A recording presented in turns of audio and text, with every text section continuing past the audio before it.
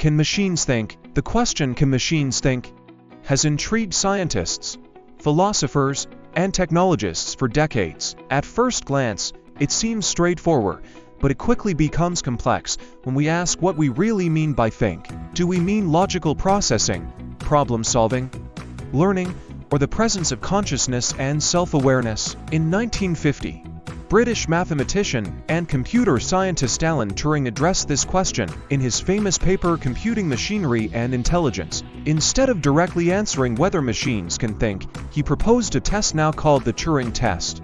The test suggests that if a machine can engage in a conversation with a human and the human cannot reliably tell whether they are speaking to a machine or a person, then the machine could be said to think.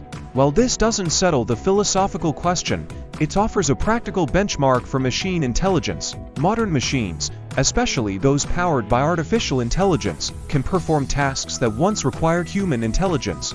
They translate languages, diagnose diseases, compose music, and even drive cars.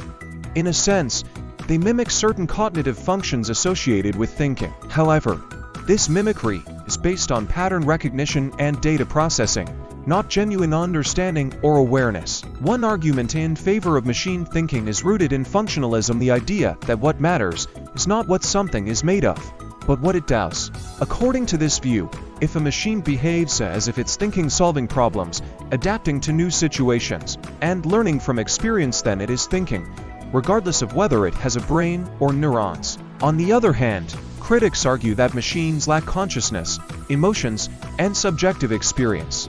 The philosopher John Searle famously illustrated this with his Chinese room argument. Imagine a person in a room who follows English instructions to manipulate Chinese symbols without understanding the language.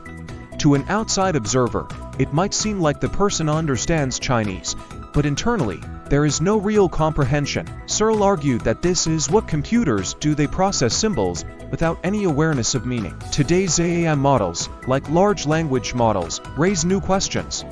They can produce essays, answer questions, and simulate conversation.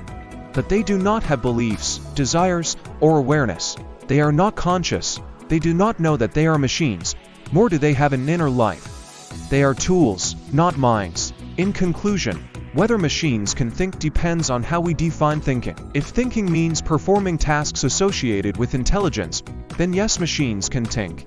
But if it includes self-awareness, consciousness, or emotions, then the answer is no. The line between human and machine intelligence continues to blur, and the question remains open. As AI technology advances, we may need to redefine what it means to think and perhaps what it means